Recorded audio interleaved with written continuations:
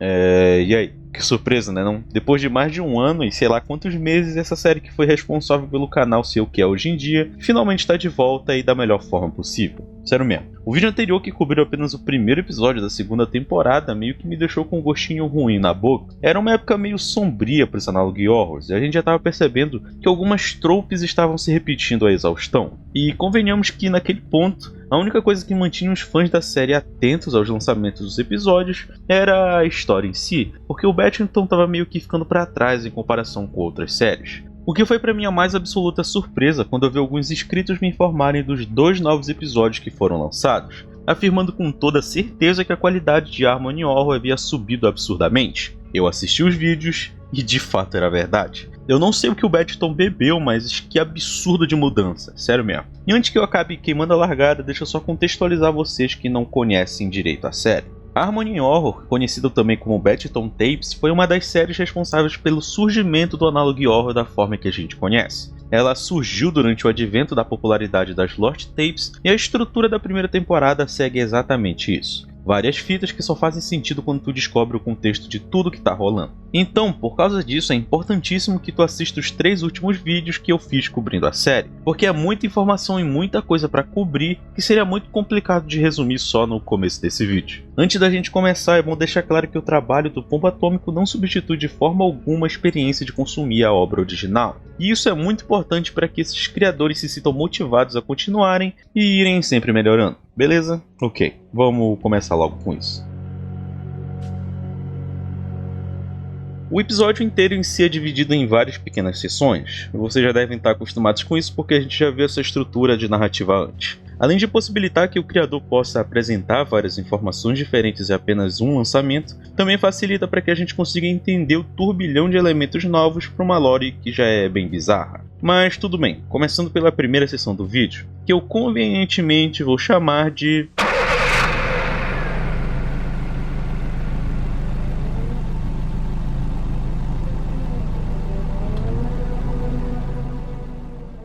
Sim, exatamente. Estrada da memória. Eu sei que lane tá mais pra linha ou rodovia, mas estrada soa muito melhor. Para começo de conversa, só essa introdução já deve ter deixado claro que todo esse trecho se passa dentro de um jogo, algo que a gente não viu o Badgington fazer anteriormente. Mas tudo bem, o que tem de tão importante aqui? De início a gente não tem muito contexto sobre o que o jogo se trata, porém a tela de carregamento ser um palhaço já entrega que tem alguma coisa a ver com o nosso amiguinho Marty. Isso também fica bem claro logo quando o jogo se inicia, e a gente pode ver uma figura com características de palhaço saindo do meio da mata e indo até o encostamento com 2 sacolas.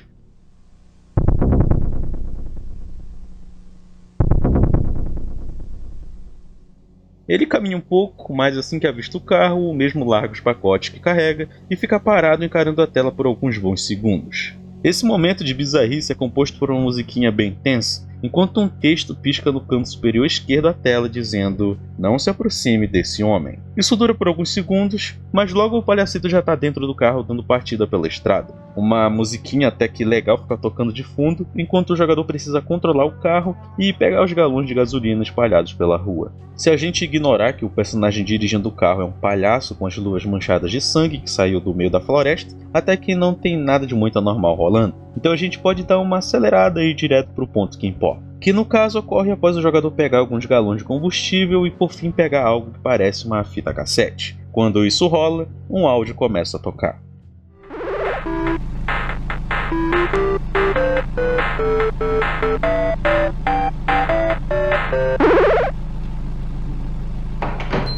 Well, good evening, Mr. Norway.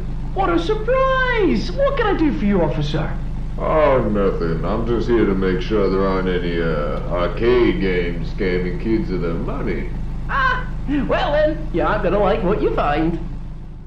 A interação entre o Frank e esse personagem policial é bem interessante, porque apesar de parecer apenas uma conversa descontraída entre 2 conhecidos, ela nos oferece algumas informações bem interessantes. Esse tal de Frank aparentemente se trata de um dono de fliperama e questiona o policial de forma preocupada, querendo saber se era verdade que estavam impondo algo como um toque de recolher pela cidade. não apenas impedindo que as pessoas ficassem até tarde na rua, mas também recomendando que ficassem dentro de suas casas com portas e janelas trancadas até de manhã. O Frank perguntou, pois estava curioso para saber se aquela vistoria possuía alguma relação com essa decisão extraordinária, o que o policial logo confirma que sim, pedindo para que o dono do fliperama o mostrasse a nova área de jogos que havia sido recentemente aberta. O Frank, tão animadamente, passou a apresentar tudo o que havia colocado naquele local, pois era uma área reservada para realizações de festas. Porém, o que havia realmente chamado a atenção do oficial não eram as piscinas de bolinhas, mas sim a estranha sala suspeitosamente mais afastada de todo o resto. De acordo com Frank, ali ficavam os jogos voltados para um público mais maduro, jogos com um teor mais violento e mais assustador de certa forma. Entre eles, havia Clown Slasher, Haunted Dolls, Killer Dragon, The Puppet Maker e vários outros jogos com títulos envolvendo palhaços em situações não muito relacionadas ao humor circense. Mas tudo bem, esse é um detalhe bem interessante levantado pelo próprio oficial. Frank apenas responde que aqueles eram jogos de terror criados por ele, o que é meio surpreendente, um carinha dono de fliperama a desenvolver tantos jogos sozinho, ainda mais considerando que o Martin precisou de um pacto para conseguir ser o criador de brinquedos tão extraordinário, mas não vamos ficar muito presos nesses pequenos detalhes. O policial destaca que os palhaços presentes no jogo eram absurdamente parecidos com os que estavam ilustrados nos jornais. Por que um carinha aleatório estaria criando jogos de fliperama inspirados em palhaços assassinos que, coincidentemente, são muito parecidos com o que estão criando terror ao redor da cidade? Mas calma, eu sei que essa pergunta pode implicar que eu estou acusando o Frank de estar envolvido com a investigação da polícia, mas não é esse o caso. Foi mal pelo spoiler, mas na realidade, ao ser questionado pelo motivo de ter criado os jogos, o Frank responde haver tentado alertar os pais das crianças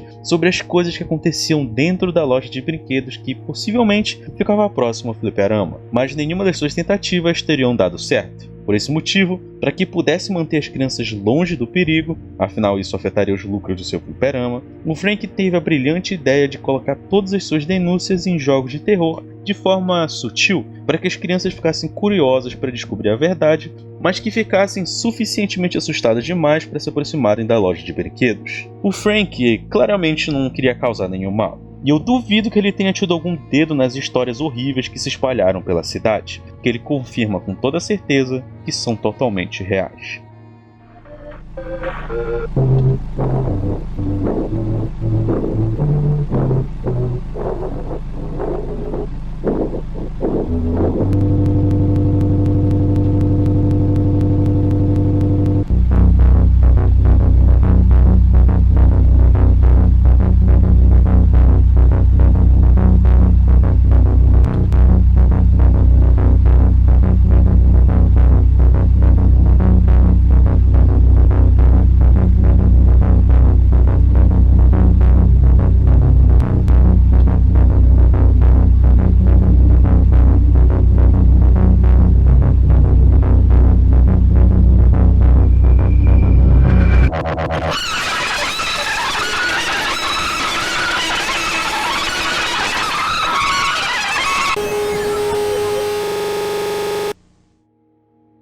A segunda sessão do vídeo se trata de um daqueles clássicos comerciais da Harmony Toys, porém dessa vez sendo do até que adorável Fuzzy Buddy, que nada mais é do que um Bonzo 2.0. Se bem que, considerando que todos os bonecos da série estão sendo atualizados pela empresa, isso até que faria sentido. O Fuzzy Buddy tem quase as mesmas funções que a boneca Sofia, que a gente viu no vídeo anterior, só que ao invés de cantar, o Buddy pode conversar com a criança,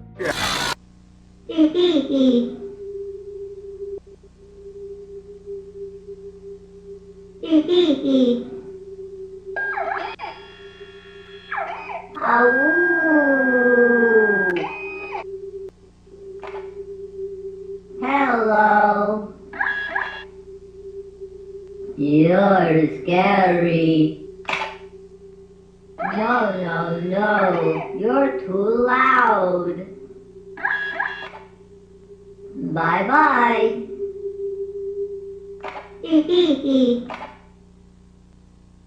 Why so sad? Why so sad? Why so sad?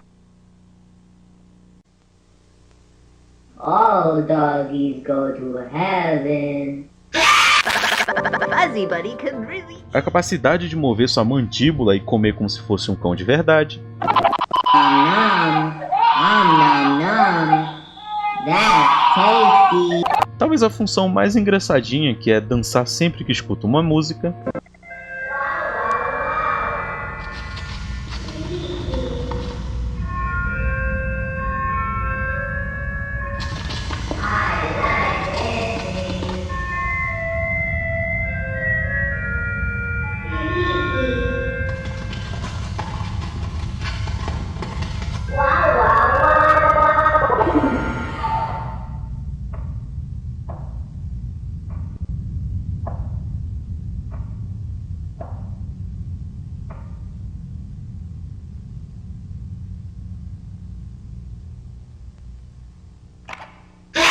E por último, possui a função de vigiar uma criança por 24 horas, quase como se fosse uma babá eletrônica robotizada.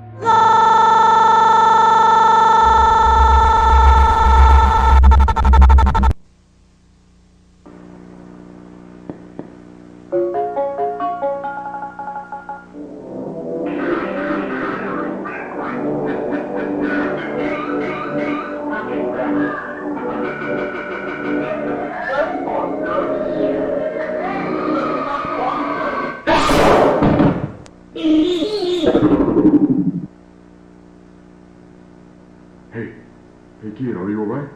It's alright. It's alright. My name is Mr. Stewart, okay? I'm gonna take you someplace safe.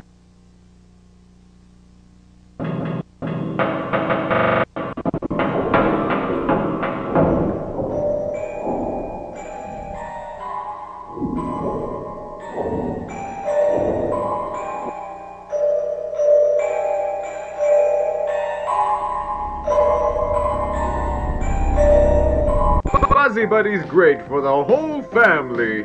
And remember kids, when you take a Fuzzy Buddy home with you, you're really opening your heart to a whole new best friend. Fuzzy Buddy just can't wait to meet you. Fuzzy Buddy is available at all Harmony toy stores. Remember kids, when you buy one, you get one free! And the first 10 to leave the shelves get an exclusive Harmony sing-along tape playing all your favorite hits. Don't be late. Como eu mesmo disse anteriormente, essa seção possui como único objetivo demonstrar a óbvia mudança no design do Banzo, mas também apresenta algumas coisinhas que me fez criar uma pulguinha atrás da orelha. Criar não, né? Ficar com uma pulguinha atrás da orelha, não sei nem usar o termo certo. E é claro que eu me refiro às cenas que eu fiz questão de pedir pro Sorá exibir pra vocês. Na primeira a gente vê alguém filmando um Fuzzy Buddy falando sozinho no meio da noite. Nos seus olhos é possível perceber que o mesmo se encontra em um estado não muito normal, enquanto comenta que a pessoa com quem conversava era assustadora, ficando claro que estava vendo alguma figura que apresentava um certo perigo ou algo parecido. A pessoa continua filmando a cena à medida que o brinquedo pergunta repetidas vezes por que ele estava tão triste. Na janela, é possível perceber a movimentação de alguma coisa. Eu primeiramente pensei se é um braço, mas parece mais algum tipo de tentáculo ou algo relacionado a isso. Em seguida, talvez a cena mais perturbadora desse vídeo é que a gente vê o Fuzzy Buddy mastigando alguma coisa em sua boca completamente ensanguentada, enquanto o choro de um bebê pode ser ouvido de fundo, claramente implicando que o boneco atacou a criança de forma absurdamente violenta. A terceira parece muito aquele minigame do Plush Trap do FNAF 4, onde o jogador precisa ligar a lanterna pouco antes do boneco encapetado atacar. Aqui no vídeo, alguém filma um Fuzzy Buddy dançando inocentemente no corredor de sua casa, pouco antes de um clássico jumpscare. A quarta é bem interessante, porque a gente vê um Fuzzy Buddy assistindo na televisão uma programação um tanto curiosa. Entre várias coisas sem sentido, é possível ver o Banzo original na sua forma possuída, assim como a sua aparência de pelúcia. Porém, mantém na memória o fato de que a representação da alma da Eva também surgiu na tela, e parece estar dizendo alguma coisa que apenas o brinquedo consegue compreender. Mas calma, antes da gente passar para a quinta e última cena, existe um detalhezinho bem interessante que a gente pode ver presente na tela assim que o detetive Stewart chega para ajudar a pessoa que estava filmando, que claramente é uma criança. No momento em que o brinquedo é baleado, a televisão exibe uma breve mensagem dizendo "Aonde está o meu cachorro?". Não fica claro se os Fuzzy Buddies apresentados nas gravações se tratam do mesmo, porém o fato de todos aparecerem em cenários diferentes e sempre atacarem o responsável pela filmagem me leva a crer que diversas réplicas do brinquedo apresentam o mesmo comportamento estranho e agressivo diante das pessoas que o compravam. Por último, a gente tem uma gravação feita no que parece ser os corredores de algum tipo de fábrica. É possível ver tubos seguindo por todo o trajeto, mas não é exatamente isso que importa, e sim o fato de que 3 novos personagens aparecem para se juntarem à brincadeira. os mesmos 3 bonecos que aparecem durante a propaganda da Harmony Toys. Quem eles são exatamente ainda é cedo para dizer, assim como afirmar com certeza que local é esse onde a gravação foi feita. Então vamos apenas prosseguir para a terceira e última parte desse episódio. Essa talvez seja uma das cenas mais verdadeiramente tristes de toda a série até o momento, principalmente agora que a gente sabe o background dos 2 personagens envolvidos. Aqui a gente vê a Eva acordando em um cenário completamente escuro, já em sua forma de brinquedo com máscara, enquanto um pequeno banzo de pelúcia surge à distância deitado em uma poça de sangue, como se tivesse ferido. A criança de alguma forma reconhece a situação do pobre cão, tentando se aproximar dele enquanto o mesmo late de forma enfraquecida, mal conseguindo se mover direito. Enquanto Eva engatinha, ela tenta ficar de pé, apresentando uma clara dificuldade. Ela corre esperançosamente em direção a Banzo, mas a pouca idade e a falta de experiência rapidamente cobre o preço, fazendo com que a pobre menina caísse no chão, quebrando um pedaço de sua máscara. A menina chora como se tivesse sentido dor, e assim se dá início à cena mais bonita que eu já vi em um Analog War. O momento em que 2 pobres almas tentam se aproximar, enquanto o Banzo revela o motivo da criança ser tão apegada a ele, e o porquê dos 2 possuírem uma certa conexão no outro mundo.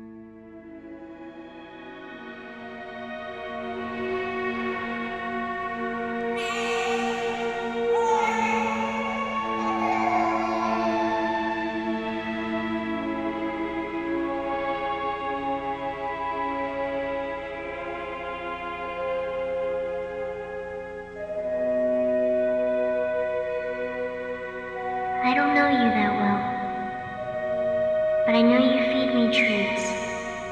You pet me. You loved me, Ava. I'm so sorry, little one.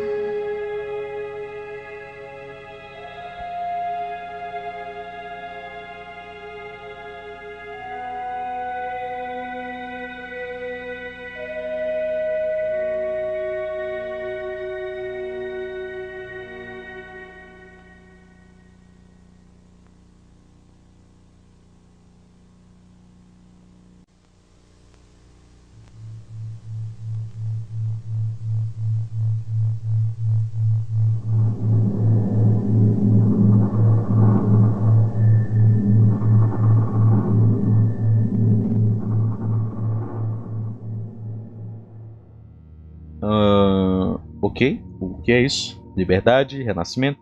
Quê? Então, tecnicamente muitos não devem saber, mas durante a primeira temporada houveram alguns episódios onde o Badton disponibilizava 2 possíveis finais para a história. Algo que eu vou entrar em mais detalhes em um possível Redux que está por vir. E isso que a gente está vendo aqui se trata exatamente disso. Nesse ponto a história se divide entre 2 linhas do tempo, e é claro que a gente vai dar uma olhada em ambas. Final 1. Livre. Esse é o que a gente pode considerar como um final feliz para a história. Aqui existe um diálogo final entre o bebê e o cão, e ele é bem bonitinho.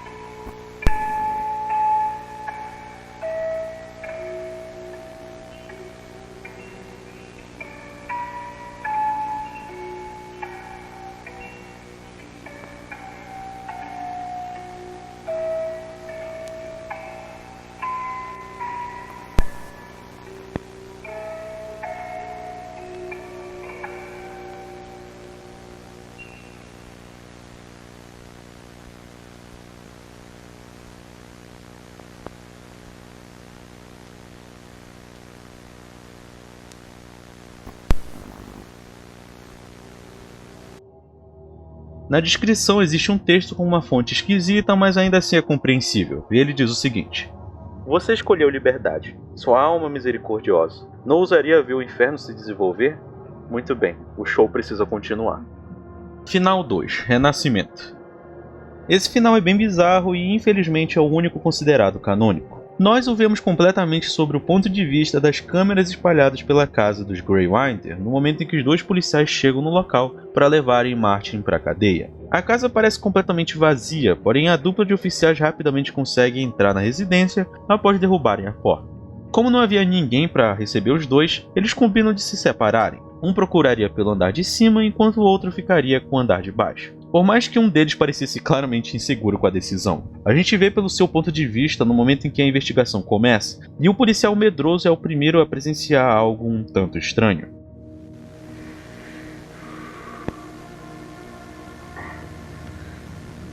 Police! Come out with your hands behind you. Ah! Officer Jameson?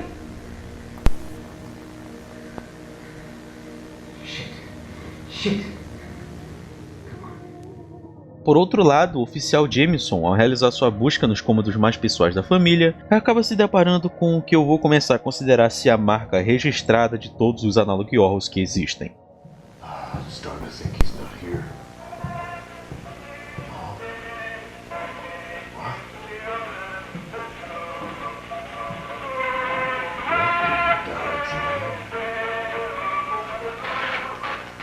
Hello? Let's get this over with. Em certo ponto, a gente vê pequenas orelhinhas aparecendo na frente da câmera, posicionada na frente das escadas. Porém, as coisas apenas começam a se desenrolar no momento em que os oficiais começam a encontrar coisinhas um pouco estranhas pela casa. Um deles encontra um quarto cheio de brinquedos, enquanto uma caixa de música muito bizarra é ativada sozinha. O outro encontra a clássica caixa de música com a carinha do palhaço que a gente conhece muito bem. Isso é interessante porque, apesar de ser a primeira vez que essa caixa aparece de forma física na narrativa, e não apenas durante a interferência de uma das fitas, ela não chega nem perto de ter o mesmo peso do que outra coisa que acordou durante a visita.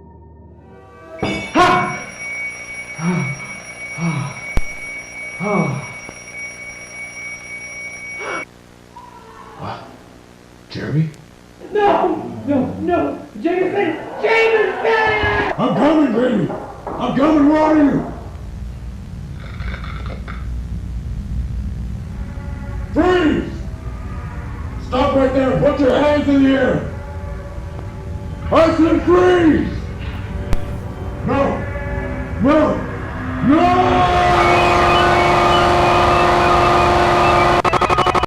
É isso aí. Esse monstro manequim bizarro foi criado a partir da junção das almas da pobre Eva com o cachorro Banzo. Não fica muito claro se eles foram unidos a partir de algum dos rituais do Martin, ou se os dois fizeram isso sozinhos. Porém, quando o close acontece, é possível ver que o corpo da criatura é composta por aquela carne vermelha que a gente viu no interior de outros brinquedos que ganharam vida a partir dos rituais do Martin. O que a apresentação dessa nova criatura implica exatamente ainda é incerto, mas é interessante ver que o Battington não cansa de apresentar coisas novas.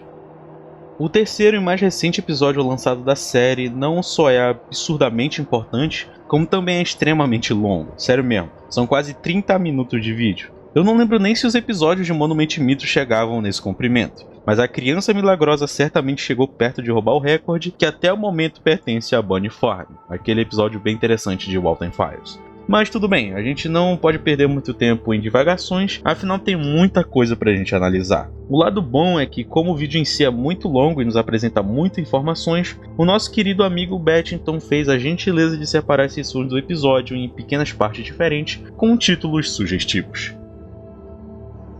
O primeiro trecho do episódio claramente se trata de algum tipo de prequela aos eventos que originaram toda a confusão que conduz à série. Aqui a gente vê a Gloria chegando em casa à procura do seu marido para informar que uma de suas amigas estava oferecendo um pequeno cãozinho para adoção e que queria saber se os dois poderiam adotar o pequeno filhote. Martin, por outro lado, não parece muito atento ao que a Gloria dizia, pois estava conturbado por algo que havia descoberto naquele mesmo dia. Entre os diálogos não muito diretos sobre o assunto, nós somos levados a acreditar que o casal estava tentando ter filhos, porém, naquele dia, Martin teria descoberto que possuía algum problema que impossibilitava esse sonho. Gloria fica chocada com a notícia, principalmente por saber que aquilo significava muito para o seu marido. Então sugere que ambos adotassem uma criança, e queria ajudar ele a organizar os documentos necessários para que o processo ocorresse adequadamente. E, bom, Martin parece bastante resistente à ideia, se negando a criar uma criança que não possuía o seu sangue. E não para por aí. Por mais que Gloria exibisse uma clara preocupação com seu marido, Martin continua insistindo que havia perdido a chance de finalmente ter um filho com sua própria carne e sangue,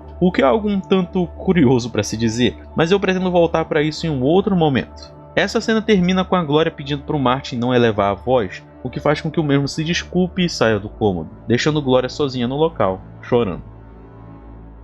Em seguida, a gente vê uma mistura de fotos de cartas escritas por uma criança para o Papai Noel, junto de algumas gravações feitas por ela mesma, mas a gente vai focar primeiro nas cartas.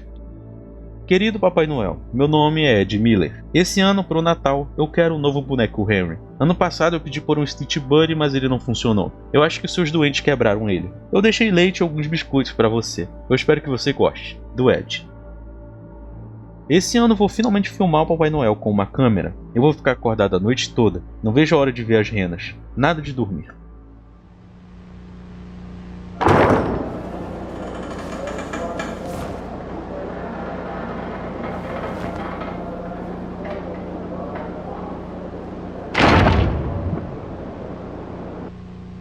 Ele está aqui. Eu escutei ele no telhado. Eu nem acredito. Mamãe e papai não estão em casa ainda, mas tudo bem. Eu vou filmar tudo com a câmera para eles. Não era o Papai Noel.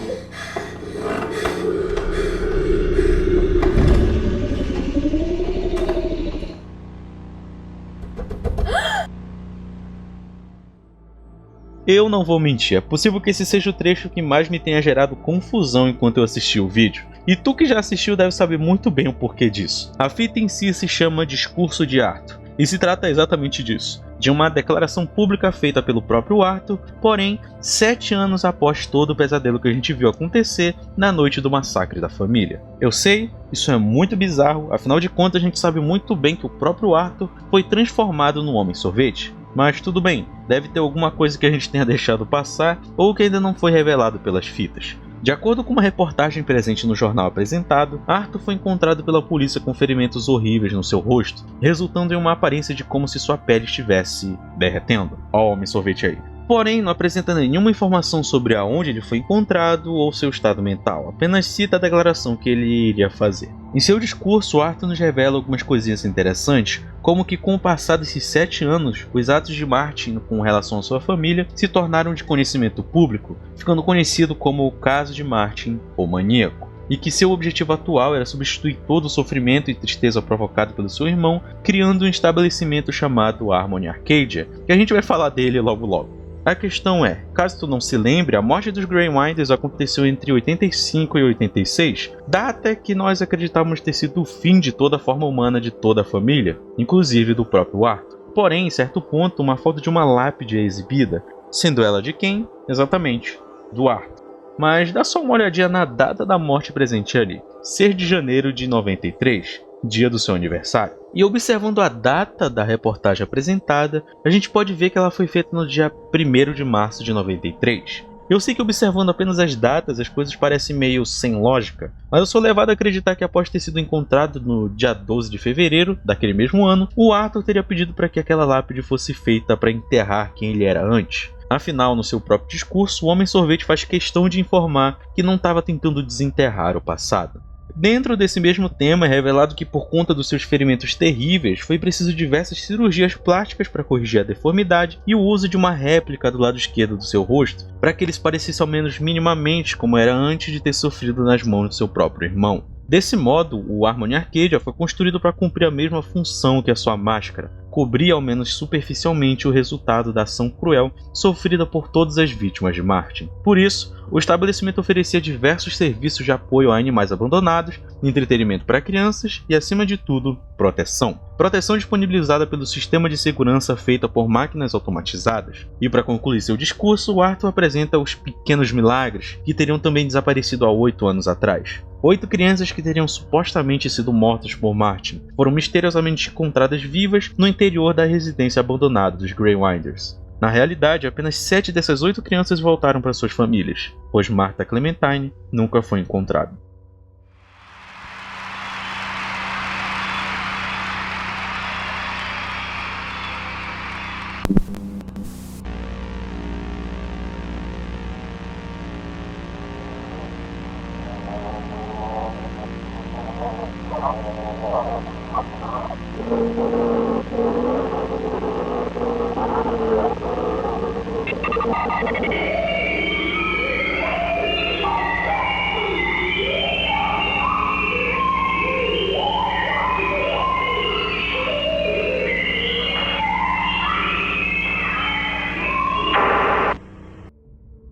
Esse trecho é bem direto, a gente não precisa nem de muita análise para perceber a mensagem que ele quer transmitir. Ele começa com o que parece ser um jogo interativo protagonizado pelo boneco Henry. Ele se encontra todo desmontado e pede para o jogador informar a localização das partes do corpo indicadas por ele mesmo enquanto faz piadinhas durante cada ser. A questão é, à medida que o jogador avança, o cenário ao redor do boneco se torna cada vez mais avermelhado e escuro, ao ponto de que logo atrás de Henry, escondido atrás de uma coluna, a gente pode ver o palhaço observando a cena de longe, sem reagir a nenhum momento. Assim, o jogo se encerra no momento que o jogador finalmente seleciona os olhos presentes próximos ao boneco, dando início assim a uma sequência de cenas extremamente bizarra.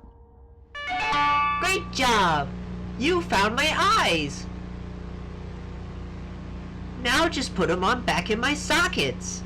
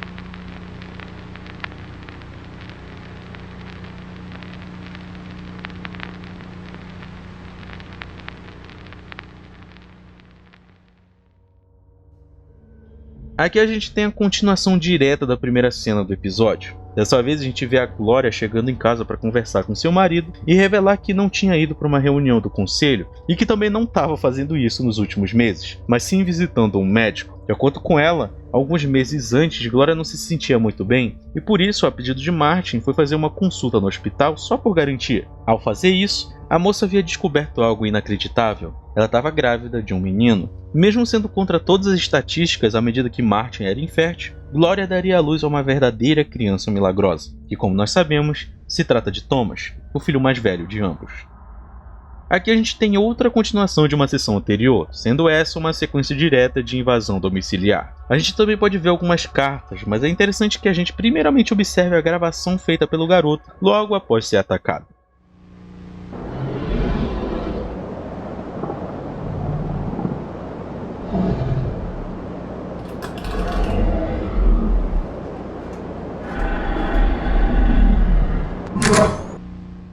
Curioso ver que, de fato, o Homem-Sorvete possui algum tipo de consciência e não é apenas um monstro que ataca tudo que está na sua frente. O garoto é responsável pela gravação, entre mais detalhes na primeira carta apresentada, que diz o seguinte: Eu fiz um novo amigo hoje. Ele é bem grande e rosa. Ele é um pouquinho assustador, mas também é tímido. Talvez eu finalmente tenha um amigo imaginário. Ele também tem um novo boneco Henry com ele. Eu vou tentar tirar uma foto dele para mostrar para a mamãe e o papai quando eles voltarem. Não tire fotos do Sr. Randy. Ele não gosta de tirar foto. Ele começou a chorar quando eu usei a câmera. Eu disse pra ele que eu sentia muito e ele me abraçou. Ele é muito legal. O boneco Henry veio até mim e me perguntou se ela poderia me contar uma história. Eu disse pra ela o quanto eu amo histórias. Eu espero que ela não use muitas palavras grandes. Antes de prosseguir para as últimas cartas, é importante perceber que o garoto usa o pronome feminino para se referir ao boneco Henry, algo que claramente não se trata de um erro e possui um propósito. Assim como o fato de que as últimas cartas desse trecho não parecem ter sido escritas pelo garoto, mas sim pelo próprio boneco. E elas dizem o seguinte: eu não me lembro meu nome, esses olhos não são meus. Aquela canção amaldiçoada e maligna bagunçou a minha mente, queimando com paixão debaixo das asas do criador de brinquedos. Felicidade para as crianças eu achei que traria, colocado nos bastidores cheios de sonhos e desespero. Ele me disse para esperar. Isso não é justo. Eu mantive minha compostura e tentei não chorar. Então eu escutei aquela maldita canção, com uma voz abrasadora. Ela queimou minhas orelhas. Ela paralisou meu corpo e me derrubou em lágrimas. Foi aí que eu senti que não estava sozinha. Alguma coisa fez do meu corpo o seu lar. Eu gritei assim que minha pele começou a derreter. Não adiantava pedir por ajuda. Eu lutei pela minha vida e comecei a engatinhar. Alguma coisa estava me assistindo. Era magro e alto, com listras pretas e brancas cobrindo sua pele. Estava sorrindo para mim como um sorriso vermelho sangue. Esse é o fim. Eu vou morrer. Tudo por causa daquela maldita canção, como o sussurro do diabo devorando minha alma. Pensamentos doentes começaram a se desenvolver. Não fique triste. É melhor assim. Pega a minha mão. Vai ficar tudo bem. Apenas feche seus olhos e diga adeus. Ouça a minha canção. Eu comecei a acreditar que tudo estava bem, até ele arrancar o meu...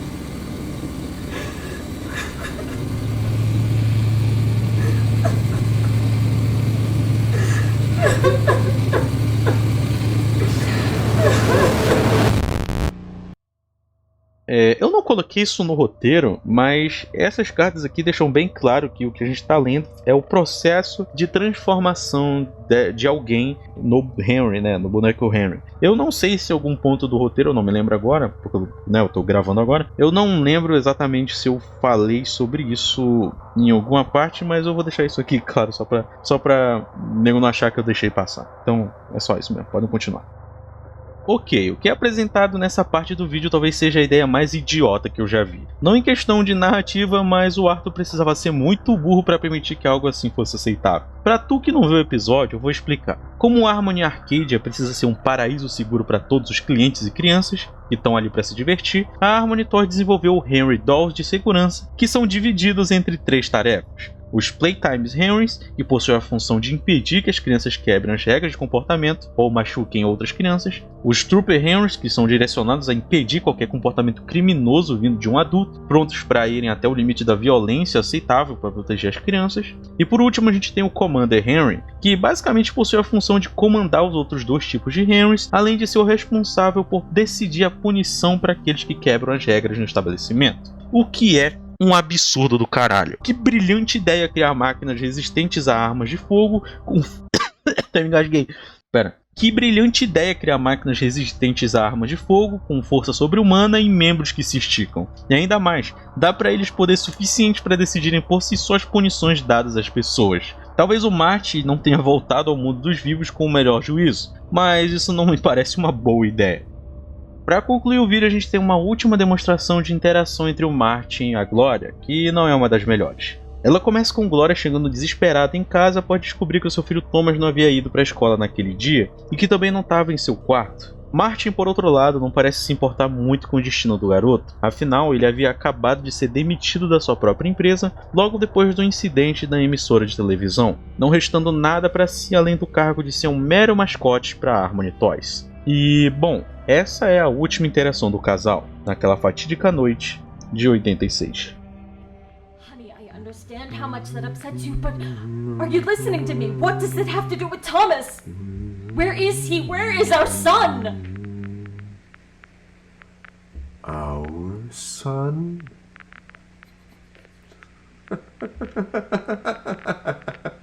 What has gotten into you? This isn't like you. You're scaring me. How long did you think it would take for me to find out? Or did you think that I wouldn't find out at all? Martin, I don't know what you're talking about. Don't you lie to me. Did you lie to them too? Does Thomas know? Does Macy know? Martin, stop it! I already called Arthur to take us away from here because you have been out of control. And where are you gonna go? He's already gone. He left without you. He left without the kids. No. No, what did you do to him? Where's my son? Where is my boy? Where is he, Martin? You have 30 seconds to get the girls and get as far as you can. Start running. Oh God. 1. Oh God, please no! 2. 3. 4. 5. We were sailing alone for moonlight bay. We could hear the voices ringing. They seemed to say.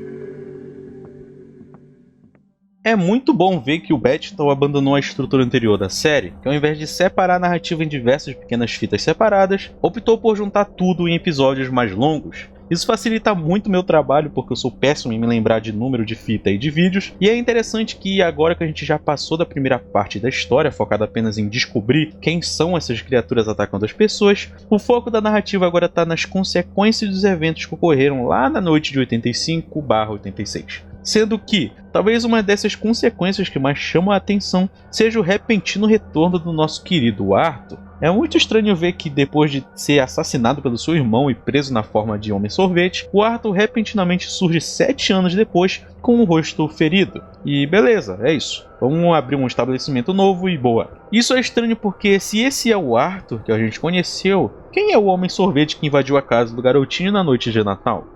Então, ó, aqui é o Thales durante a gravação de novo para apontar uma coisinha que eu só pensei enquanto lia o roteiro, que no caso é, possivelmente essas gravações que a gente viu do garotinho no Natal, querendo brinquedo, tenha ocorrido, tipo, antes, né, tipo, do Natal de 86 ou 87, sei lá, talvez até mesmo durante os anos 90. Com certeza aquilo ali que a gente viu acontece antes do retorno do Arthur. Possivelmente, porque durante a carta, o moleque, ele pede um boneco Henry novo, né? Sendo que ele também cita que no Natal anterior ele pediu um Stitch Buddy. E lembrando que o Stitch Buddy fazia parte da primeira geração de brinquedos da Harmony Toys, né? Lá da primeira temporada, junto com o boneco Henry original, a boneca Sofia original, né? Então, possivelmente, essa carta, essa gravação do garoto acontece durante aquela época. Tudo bem que o Henry que a gente viu possuído ali realmente não é o Thomas.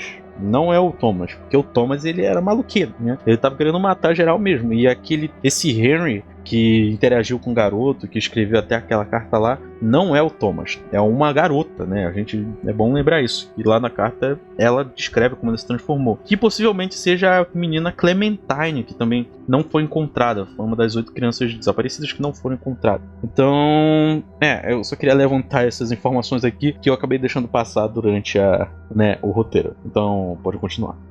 Talvez o renascimento do Arthur seja o ponto mais confuso da temporada até o momento. Mas apesar disso, a gente também tem algumas revelações bem interessantes, como o fato de ter sido confirmado que o Thomas não era filho de Marty, mas sim de Arthur. A relação entre Arthur e Gloria não fica muito clara nesses novos episódios, mas é importante lembrar que durante suas palavras finais, pouco antes de se transformar em Homem-Sorvete, lá naquelas fitas antigas, Arthur revela que de fato amava a Gloria. Agora, também não fica claro se Ava e Macy também são filhas de Arthur, e nenhuma das crianças é citada por ele durante o seu discurso, o que também é bem estranho. Ambos os episódios também servem para preparar um cenário de algo que está por vir, à medida que cada um dos brinquedos possuídos agora está apresentado com uma outra forma. O Thomas, que antes possuía o boneco Henry, agora é representado pelos novos bonecos Henry. Macy, que antes era a Sofia marionete cantante, agora está na forma de Sofia mágica. Banzo, que antes era o Stitch Buddy, agora está representado como Fuzzy Buddy e também como manequim com 2 rostos que atacou o policial. É importante lembrar que fora o manequim de 2 rostos, todos os outros brinquedos são vendidos em massa e estão claramente atacando pessoas inocentes por toda a região. E não para por aí. O próprio Arthur, com sua nova Harmony Arcadia, está produzido em massa e diversos bonecos à prova de balas, prontinhos para descer a porrada em qualquer humano que eles considerem criminosos ou de comportamento suspeito.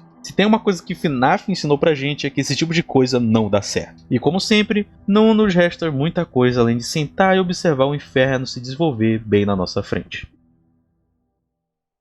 Opa, então, eu realmente não vou me prestar a dar muito a minha opinião agora, porque eu acho que eu já fiz isso durante a introdução e o final do vídeo. Seria um pouco redundante começar a falar aqui. Então eu vou só dedicar meu tempo aqui para fazer os meus agradecimentos à galerinha que, né, apoia a gente do fundo do coração. Então eu quero começar agradecendo aos nossos membros de platina. Muito obrigado, Murilo e Muni. Muito obrigado mesmo vocês estão no nosso coração. Muito obrigado. Vocês não precisavam, mas estão nos apoiando. E é claro que eu tô incluindo aqui, né, todos os membros do canal. Muito obrigado a todos vocês por todo o apoio e o carinho que vocês dão pra gente. E por continuarem com a gente depois desse último mês bem complicado pra gente, né, de postar vídeo. Mas sério, muito obrigado por estarem com a gente. Muito obrigado mesmo. Queria agradecer também ao Sourá por estar editando esse vídeo maravilhosamente.